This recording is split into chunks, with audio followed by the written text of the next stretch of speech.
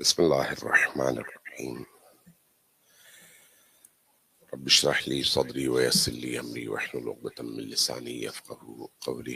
الحمد لله رب العالمين بارئ الخلائق أجمعين، والصلاة والسلام على جميع الأنبياء والمرسلين، سيما من سمي في الآفاق بأحمد وفي الأرض بأبي القاسم محمد.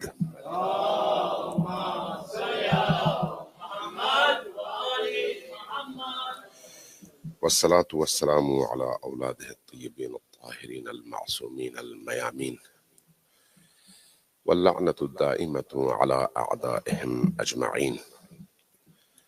أما بعد، فقد قال الله تبارك وتعالى في كتابه المجيد، وهو أصدق القائلين وقوله الحق. بسم الله الرحمن الرحيم. قد أفلح من زكاها وقد خاب من دساها. صلوات بجيبر محمد وعلى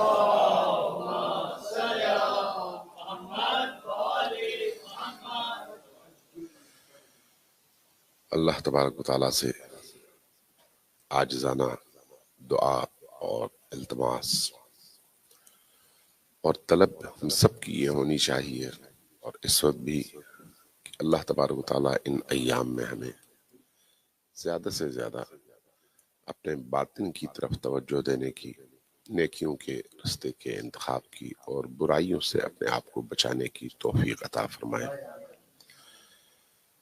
امیر المؤمنین کے فرمان کے مطابق اتقوا اللہ ونظم امرکم، تقوی کے رستے کا انتخاب اور اپنی زندگی میں نظم کا انتخاب، یہ ہماری زندگی کا ہدف ہونا چاہیے۔ اور جمعہ ان ایام میں سے ہے جہاں پر اس بنیادی ترین ذمہ داری کی طرف خطیب جمعہ کی ذمہ داری ہے کہ خود کو بھی اور دوسروں کو بھی متوجہ کرے۔ جیسے بھی ارشاد ہوا، اتقوا اللہ ونظم امرکم، تقوی الہی اختیار کرو اور اپنی زندگیوں کو نظم کرو۔ یہ جو زندگی کا نظم ہے، اس کا تعلق صبح جاگنے سے رات سونے تک تمام امور پر ہوتا ہے۔ تمام امور کا تعلق اسی نظم سے ہے۔ گزشتہ ہفتے ایک گفتگو شروع ہوئی تھی اس موضوع پر کہ ہم مغربی سوسائٹیز اور معاشروں میں کس طرح سے جئیں کہ اپنی ویلیوز، اپنی اقدار، اپنے ماضی، اپنے کلچر، اپنے دین اور اپنی فکری بنیادوں کو خود اپنے اندر بھی زندہ رکھ سکیں اور اپنی اگلی نسلوں کے اندر بھی زندہ رکھ سکیں۔ یہ یاد رکھیے کہ مغربی جو سوسائٹی کی خصوصیات ہیں، ان خصوصیات کو دو حصوں میں تقسیم کیا جاتا ہے اور کیا جانا چاہیے۔ ایک حصہ بہت اچھا ہے، بہت خوبصورت ہے، حسین ہے، پرکشش ہے اور انسانوں کو اپنی طرف اٹریکٹ کرتا ہے، لیکن اس کا ایک رخ تاریک ہے، سیاہ ہے، ڈراؤنا اور گھناؤنا ہے، خوفناک ہے اور ایک ایسا دلدل ہے جس سے نکلنا ممکن نہیں ہے۔ جب تک صرف ایک رخ ہم دیکھتے رہیں گے، ہم ڈوبتے چلے جائیں گے اور کبھی بھی اس دلدل سے نکل نہیں پائیں گے۔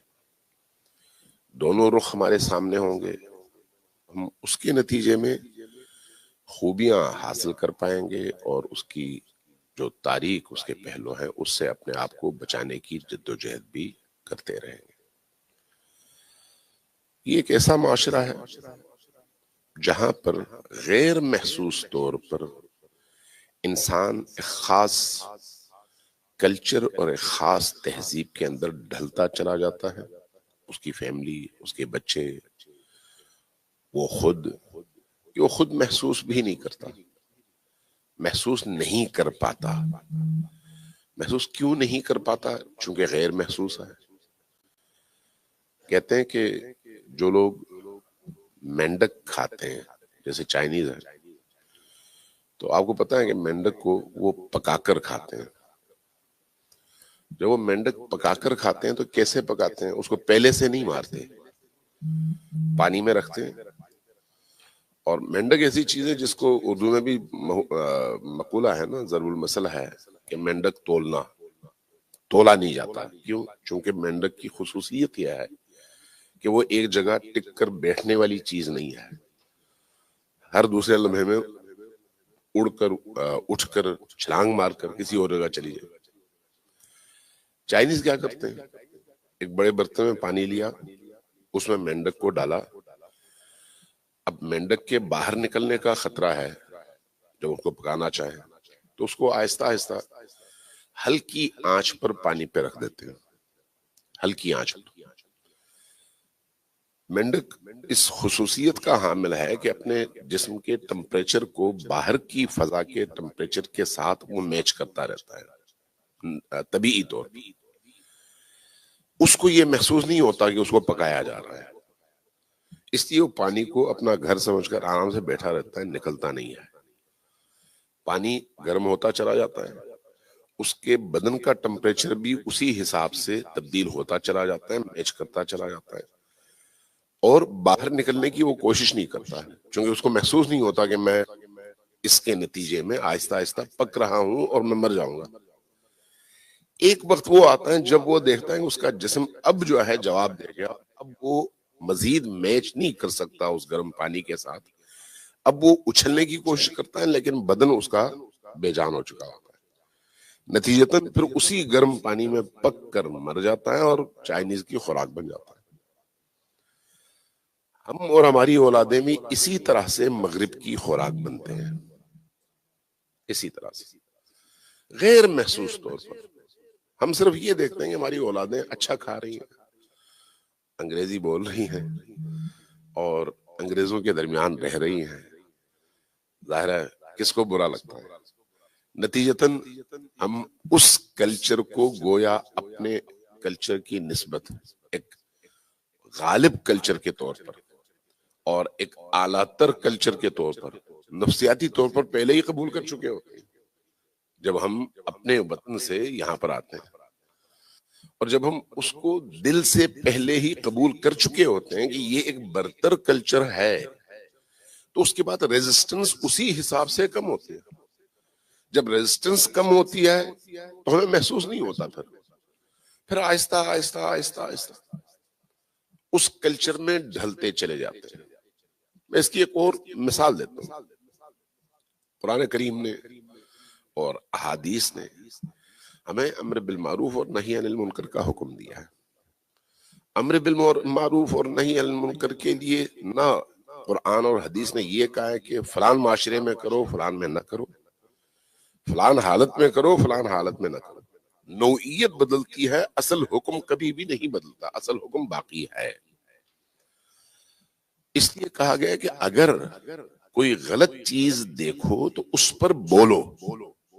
خاموش رہنا رضامندی ہے، اور اس خاموش رہنے کے نتیجے میں جب سبھی خاموش رہیں گے معاشرے کے افراد، تو وہ کلچر آہستہ آہستہ آپ کی زندگی کا حصہ بنتا چلا جائے گا، اور اس کے بعد پھر آپ اس سے نکل نہیں سکتے.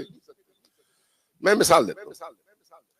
70s کی بات ہے، 70s یعنی 76 میں غالباً مجھے جو یاد پڑتا ہے، میں نے پہلی دفعہ ٹی وی دیکھا 76 میں کوئٹہ گیا تو وہاں پر مجھے اپنے عزیزوں کے ہاں ٹی وی نظر آیا. مجھے بڑی حیرت ہوئی، ایک ایسا ڈبہ ہے جس کے اندر سے آواز بھی آتی ہے اور تصویر بھی.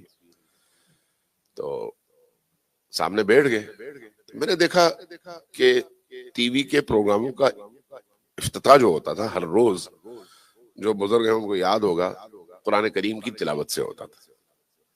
قرآن کریم کی تلاوت، پھر حمد، پھر نعت، اس کے بعد پھر نور جہان کے گانے. اور جب اختتام ہوتا تھا 11:55 پھر رات سونے کا وقت آیا تو پھر قرآن کریم ہی پر اس کا اختتام بھی ہوتا تھا. یعنی اچھے قاری آتے تھے، قرآن پڑھتے تھے، اور اس کے بعد ٹی وی بند ہو جاتا تھا، پھر لوگ آرام سے جا کے سو جاتے. یہ اس زمانے کا کلچر اور اس زمانے کی تہذیب تھی. ہم نے یہ دیکھا. اب کچھ عرصے کے بعد وہ دور غالباً ضیاء الحق کا تھا، تو اخبار جنگ میں، چونکہ پاکستان کا سب سے بڑا اخبار جنگ تھا، اس میں ایک خبر چھپی کہ گورنمنٹ نے فیصلہ کیا ہے کہ ہر اتوار، ان دنوں غالباً اتوار ہی کی چھٹی ہوتی تھی، ہر اتوار کو ایک فیچر فلم نشر کریں گے. جیسے ہی یہ خبر چھپی تو اگلے دن کے اخبارات میں لوگوں کی طرف سے احتجاجات آئے. لوگوں نے کہا بھئی یہ آپ ٹی وی کو فلان جگہ کی طرح سے بنانا چاہتے ہیں، ہمارے گھروں کو آپ اس طرح سے تبدیل کرنا چاہتے ہیں، آپ ہماری عزتوں اور ہمارے بچوں کو خراب کرنا چاہتے ہیں، ہم کیسے اس کو برداشت کر سکتے ہیں. احتجاج ہوا تو جواب آیا کہ نمبر ایک، ہم جو فیچر فلمیں دکھائیں گے وہ سنسر کریں گے. پھر دوسرا، وہ جو 3 گھنٹے کی، اس زمانے میں 3 گھنٹے کی فلمیں ہوتی تھیں، آج کل پتہ نہیں مجھے کتنے گھنٹے کی ہوتی ہیں، تو وہ جو 3 گھنٹے کی فلم ہے اس کو 1.5 گھنٹے میں تبدیل کریں گے، سارے گانے اور ساری اس طرح کی چیزیں ختم کریں گے اور اس کو گھریلو بنا دیں گے. دوسرا یہ کہ انہوں نے مان لیا اس احتجاج کو اور کہا کہ 1 ہفتے کی جگہ 2 ہفتوں میں ہم ایک فلم نشر کریں گے. لوگوں نے پھر بھی اعتراض کیا لیکن وہ نہ مانے، انہوں نے یہ کام کر دیا. اب لوگ آرام سے اپنے گھروں میں اتوار کو، ہر دوسرے اتوار کو ایک فیچر فلم دیکھتے تھے اور سو جاتے ہیں. یہ آہستہ آہستہ کی بات ہے. اس زمانے میں اس فلم پر اعتراض ہوتا تھا اگر وہی فلم جو سینسر نہیں ہوئی، سینسر کے بعد کی بات نہیں کر رہا، جو سینسر نہیں ہوئی تھی وہ فلم بھی اگر آج آپ دیکھیں تو آپ کہیں گے یہ تو فرشتوں کی فلم ہے.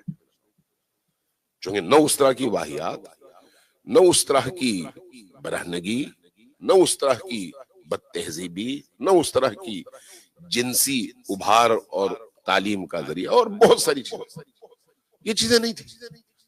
لیکن اس کے باوجود وہ معاشرہ اس کو ہضم کرنے پر تیار نہیں تھا. کیوں؟ اس لیے کہ اندر سے وہ کھوکھلا معاشرہ نہیں تھا.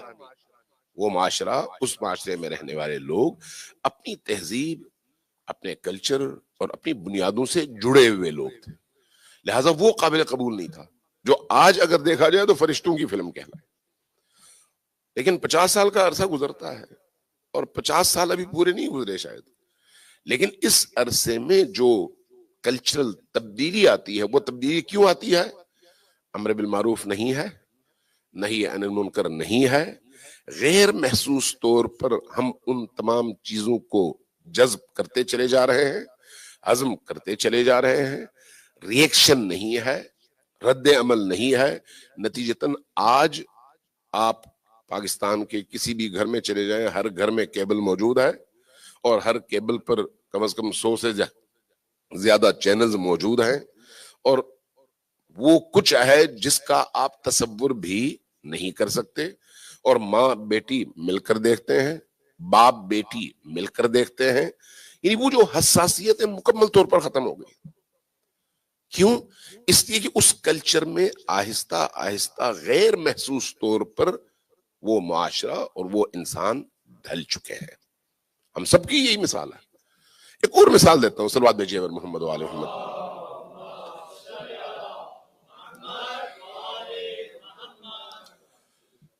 آپ چائنا چلے جائیں، آپ وہاں پر گئے ہوں گے، کم از کم کچھ لوگ گئے ہوں گے، میں بہت دفعہ گیا ہوں. تو وہاں پر چائنیز کو جب آپ دیکھتے ہیں تو آپ کو بڑی حیرت ہوتی ہے کہ یہ کیسی مخلوق ہے. جو چیز آپ کو دیکھ کر جس سے گھن آتی ہے وہ آرام سے چبا بھی جاتے ہیں اور کھا بھی جاتے ہیں. آپ کو دیکھ کر جس چیز سے گھن آتی ہے، وجہ کیا ہے؟ وجہ یہ ہے کہ آپ اس ماحول اور اس کلچر میں ڈھلے نہیں ہیں، اس لیے آپ فوری طور پر ریئیکٹ کرتے ہیں. آپ کا بدن، آپ کی روح، آپ کا مزاج، آپ کی طبیعت فوری طور پر ریئیکٹ کرتی ہے. وہ کاکروچ بھی چبا کر کھا کر آپ کو دکھاتے ہیں، کیڑے مکوڑے بھی نکال کر، میں نے خود دیکھا اس لیے عرض کروں کہ نکال کر، چبا کر، کھا کر اور نگل کر دکھاتے ہیں بھئی یہ تو ہماری روزمرہ کی خوراک ہے. آپ کی چائے میں صرف مکھی گر جائے تو آپ وہ چائے گرا دیتے ہیں، مکھی نہیں. چائے گرا دیتے ہیں. کیوں؟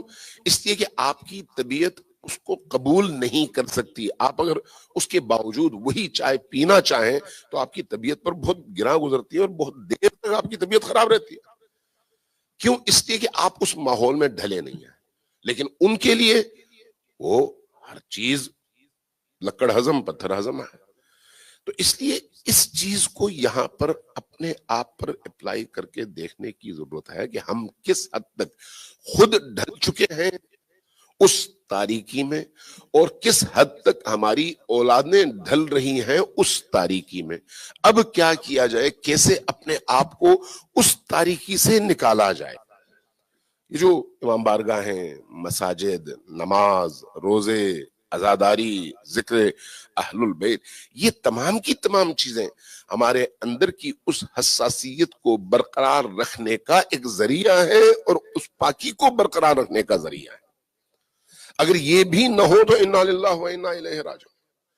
اس لیے توجہ کی ضرورت ہے کہ ہم کیوں اپنے دین کی ان بنیادوں سے جڑے رہیں، ہم کیوں اپنے دین کے ان مراکز سے جڑے رہیں. صرف ہم نہیں، ہمارے بچے بھی، ہماری اولادیں بھی، حتیٰ وہ جو بالکل چھوٹے بچے ہیں جو ابھی انگلی پکڑ کر مشکل سے چلتے ہیں، ان کو بھی ان پاکیزہ فضاؤں میں سانس لینے کا موقع ملنا چاہیے. اور وہ موقع ہفتے میں ایک دن نہیں، جتنا زیادہ ہو سکے. لیکن اس کے ساتھ ساتھ کیا ذمہ داری ختم ہو جاتی ہے؟ نہیں، گھر کو بھی مسجد بنائیں، گھر کو بھی امام بارگاہ بنائیں، گھر کو بھی عبودیت اور بندگی کا مرکز بنائیں. تب جا کر گھر اور معاشرے میں موجود مراکز مل کر ہمیں بھی محفوظ رکھیں گے اور ہمارے بچوں کو بھی محفوظ رکھیں گے. بسم اللہ الرحمن الرحیم. والعصر ان الانسان لفی خسر الا الذين آمنوا وعملوا الصالحات وتواصوا بالحق وتواصوا بالصبر. صلوات بجیب محمد وعلى.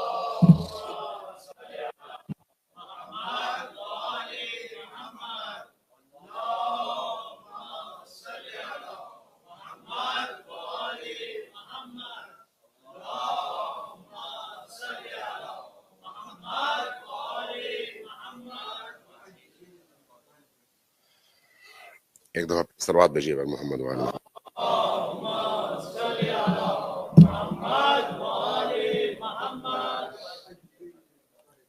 اعوذ باللہ من الشیطان اللعین الرجیم. بسم اللہ الرحمن الرحیم. الحمد للہ رب العالمین بارئ الخلائق اجمعین، والصلاة والسلام على جميع الانبیاء والمرسلین، سیما من سمی فی الآفاق بأحمد وفی الارض بأبی القاسم محمد.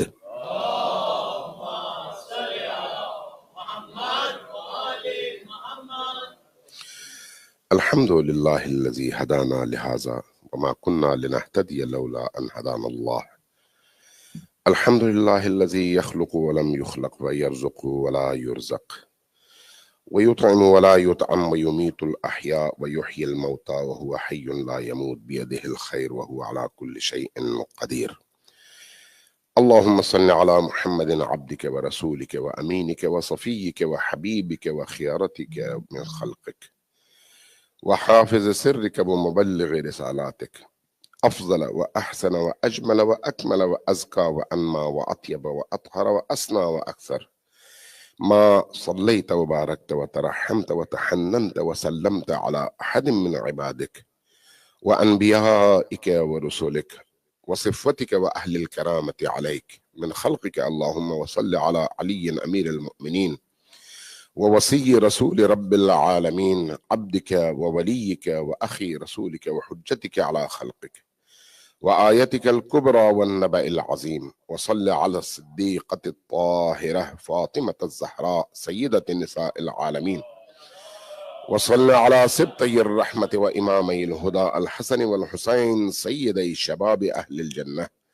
وصل على أئمة المسلمين علي بن الحسين ومحمد بن علي وجعفر بن محمد وموسى بن جعفر وعلي بن موسى ومحمد بن علي وعلي بن محمد والحسن بن علي والخلف الهادي المهدي حججك على عبادك. وأمنائك في بلادك صلاة كثيرة دائمة اللهم وصل على ولي أمرك القائم المؤمل والعدل المنتظر وحفه بملائكتك المقربين وأيده بروح القدس يا رب العالمين.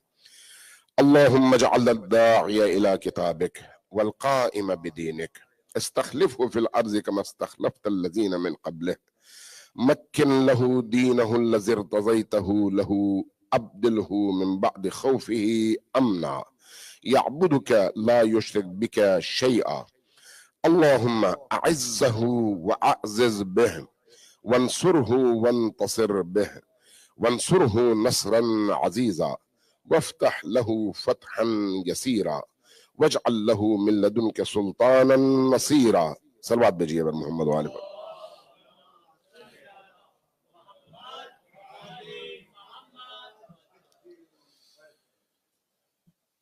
ایک دفعہ پھر خود کو اور آپ سب کو تقویٰ کی، پرہیزگاری کی، نیکی کے راستے پر چلنے کی دعوت دیتا ہوں اور دعا کرتا ہوں کہ اللہ تبارک و تعالی ہم سب کو اس راستے پر جو حسین ابن علی علیہ السلام کا راستہ ہے چلنے کی، اور ثبات قدم کے ساتھ، ثابت قدمی کے ساتھ، پورے استحکام کے ساتھ چلنے کی توفیق عطا فرمائے. عرض کر رہا تھا کہ اپنے گھروں کو مسجد اور اپنے گھروں کو امام بارگاہ بنانے کی ضرورت ہے. اس کا مطلب یہ نہیں ہے کہ نام رکھ دیں فلان امام بارگاہ. اس کا مطلب یہ نہیں ہے کہ آپ نے ایک کونے میں ایک علم لگا دیا اور کہا کہ ہم نے امام کے لیے ایک جگہ بنا دیا ہے، تو صبح اٹھ کر جا کر ایک سلام کر کے بوسہ دے کر نکل آئے اور ذمہ داری پوری ہو گئی. نہیں، یہ نہیں ہے. اگر یہ ہو تو اس سے اثر نہیں پڑے گا. اپنے گھر کو مسجد اور امام بارگاہ بنانے کا مطلب یہ ہے کہ آپ کے گھر کے اندر کی فضا ایسی ہو جہاں پر کوئی وہ ایسا کام نہ ہو جو اللہ کو، رسول کو، اہل البیت کو ناپسند ہو.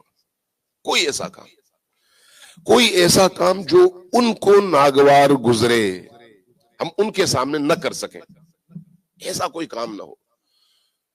مجھے کل بعض دوست بتا رہے تھے کہ ہم کبھی کبھی پاکستان اور انڈیا کا کرکٹ میچ جب ہوتا ہے تو اس وقت دیکھنے کے لیے امام بارگاہ آتے ہیں. تو امام بارگاہ میں ٹی وی لگا کے یہاں پر دیکھتے ہیں، آواز بند کر دیتے ہیں اور صورت دیکھتے ہیں. آواز کیوں بند کرتے ہیں؟ جی وہ موسیقی اور وہ اور یہ اور اس طرح سے، چونکہ وہ اس فضا اور اس کے تقدس کے خلاف ہے. تو وہ اگر یہاں پر حرام ہے تو گھر میں بھی حرام ہے. یہاں پر اگر گھر میں جائز ہے تو پھر یہاں پر بھی جائز ہونا چاہیے. یہ نہیں ہوتا کہ ایک چیز فلان جگہ جائز ہے فلان جگہ ناجائز ہے. جو چیز مضر ہے، جو چیز نقصان دہ ہے، جو چیز حرام ہے، وہ گھر میں بھی حرام ہے، گاڑی میں بھی حرام ہے، شہر میں بھی حرام ہے، مسجد اور امام بارگاہ میں بھی حرام ہے. ہمیں اس کی طرف متوجہ ہونے کی ضرورت ہے کہ ہم اپنے گھر کو وہ پاکیزگی، وہ تقدس عطا کریں کہ ہمارے گھر میں وہی فضا ہو، وہ جو گھر کے اندر موجود آکسیجن ہے اس کے ذرے ذرے میں اللہ کی یاد ہو، رسول کی یاد ہو اور اہل البیت علیہ السلام کا تذکرہ ہو. اگر یہ ہو تو یقین جانے اس فضا کے اندر جو بچہ سانس لیتا ہے وہ معنویت کے ساتھ سانس لیتا ہے. اس لیے ہماری پہلی ذمہ داری یہ ہے کہ اپنے گھر کو پاکیزہ رکھیں. پچھلے ہفتے کافی سارے نکات عرض کیے تھے، اب مجھے نہیں پتا ان میں سے کوئی نکتہ آپ کے ذہن میں موجود ہے یا نہیں ہے. ایک جو عنوان ہے وہ یہ ہے کہ ہم اپنے گھروں کو پاکیزہ رکھیں، اپنے گھروں کا ماحول، انوائرمنٹ اس طرح سے بنائیں جس طرح سے محمد و آل محمد کو پسند ہے. اس کا ایک طریقہ یہ ہے کہ اب چونکہ محرم شروع ہو گیا، آج رات کو مثلا مجالس کا آغاز ہو جائے گا ہر جگہ، تو کم از کم اپنے گھروں میں روز حدیث کسا کا انعقاد تو ہم کر سکتے ہیں. کوئی باہر سے آئے یا نہ آئے، ہم اپنے بچوں کے ساتھ مل کر کم از کم یوٹیوب ہی سے خود اگر پڑھ نہیں سکتے، سن سکتے ہیں یا نہیں سن سکتے؟ سن سکتے ہیں. کم از کم یہ کام تو کر سکتے ہیں. کم از کم زیارت عاشورہ اب روز اپنے گھروں میں تو پڑھ سکتے ہیں، چونکہ محرم ہے، مناسبت بھی ہے، اور اپنے آپ کو اس چیز کا عادی بنانے کے لیے بہترین موقع ہے کہ ہم خود کو امام حسین علیہ السلام سے جوڑنا شروع کر دیں۔ امام حسین سے جوڑنے کے لیے صرف امام بارگاہ کے 1 گھنٹے کی مجلس کافی نہیں ہے۔ 1 گھنٹے کی مجلس بعض اوقات ہمارے کلچر کا حصہ بن جاتا ہے اور ہم لوگوں کو جواب دہ ہوتے ہیں۔ لوگ پوچھتے ہیں آپ کس مجلس میں جاتے ہیں، ہمارے پاس جواب نہیں ہوتا تو ہمیں جانا پڑتا ہے۔ اس لیے یہ کافی نہیں ہے، ضروری ہے، کافی نہیں ہے۔ اپنے گھر میں آغاز کریں، کم از کم ایک زیارت عاشورہ گھر میں پڑھ لیں، ایک حدیث قصہ گھر میں پڑھ لیں، ایک دعائے توسل گھر میں پڑھ لیں۔ خود نہیں پڑھ سکتے تو کم از کم یوٹیوب پہ لگا لیں اور عبارت نکال کے دیکھنا شروع کر دیں۔ اتنی تو اللہ نے فہم اور ادراک کی قوت دی ہے کہ ہم کم از کم سنی ہوئی چیز کو ٹیلی کر کے اپنی روح کو، اپنی آنکھوں کو، اپنے کانوں کو عادی بنا سکیں ان پاکیزہ وحیانی ملکوتی آسمانی کلام کی طرف، جس کے نتیجے میں باہر سے یہ پاکیزگی ہمارے اندر جائے اور اندر کی نجاستوں کا خاتمہ کر سکے۔ یہ پہلا مرحلہ ہے، کم از کم ہم اپنے گھروں میں ان ایام میں ضرور یہ کام کریں۔ دوسرا جو کام ان ایام میں کرنے والا ہے، امام حسین علیہ السلام کو یاد کریں، اس معنی میں کہ ہر روز ان کے نام پر ایک تسبیح سورہ اخلاص کی پڑھ لیں اور ہدیہ کریں۔ مولا میں کچھ اور نہیں کر سکتا تو کم از کم یہ تو کر سکتا ہوں۔ ایک تسبیح سورہ اخلاص کی اگر آپ پڑھ کر امام حسین علیہ السلام کی بارگاہ میں ہدیہ کرنے کے بعد اپنی اور اپنے بچوں کی ہدایت اور ان کی نورانیت کی دعا، ان کی نجات کی دعا، ان کو اس طرح کی معنوی اور باطنی مصیبتوں اور مشکلات سے محفوظ رکھنے کی دعا کرتے ہیں تو یقیناً وہ دعا اس بارگاہ میں قبول بھی ہے اور مؤثر بھی ہے۔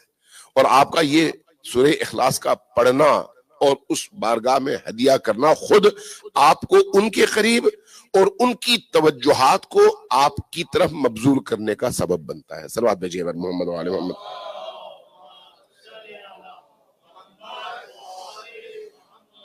اللہ تبارک و تعالی ہم سب کو امام حسین علیہ السلام سے جڑنے کی توفیق عطا فرمائے۔ محرم کو اس کے تمام تر تقدس کے ساتھ منانے کی توفیق عطا فرمائے۔ محرم کے ان معنوی اور دل کو نورانی کرنے والے ایام میں ہمارے باطن کو امام حسین علیہ السلام کے عشق، ان کی محبت، ان کی مودت اور ان کی مظلومیت پر بہنے والے آنسوؤں کے ذریعے سے ہمارے باطن کو، ہماری روحوں کو منور اور نورانی فرمائے۔ ہمارے بچوں کے اندر امام حسین علیہ السلام کے صدقے میں اہل البیت کی محبت اور دین کی طرف لگاؤ کی توفیق ان بچوں کو عطا فرمائے۔ ہم سب کو حسین کے دامن سے متوسل رہنے، حسین ہی کے سائے میں جینے اور حسین ابن علی ہی کے سائے میں موت کو گلے لگانے کی توفیق عطا فرمائے۔ ہم سب کی عاقبت بخیر فرمائے۔ ہم سب کے جتنے بھی مرحومین دنیا سے گزر چکے ہیں ان سب پر اپنی رحمت نازل فرمائے، ان کے برزخ کی زندگی کو آسان فرمائے اور ہماری موت کے مرحلے کو توبہ کے ساتھ، گریہ کے ساتھ، نورانیت کے ساتھ انجام پانے اور اس دنیا میں پاک و پاکیزہ ہو کر پہنچنے کی توفیق عطا فرمائے۔ بسم اللہ الرحمن الرحیم۔ والعصر ان الانسان لفی خسر الا الذین آمنوا وعملوا الصالحات وتواصوا بالحق وتواصوا بالصبر۔ صلوات بھیجیے محمد۔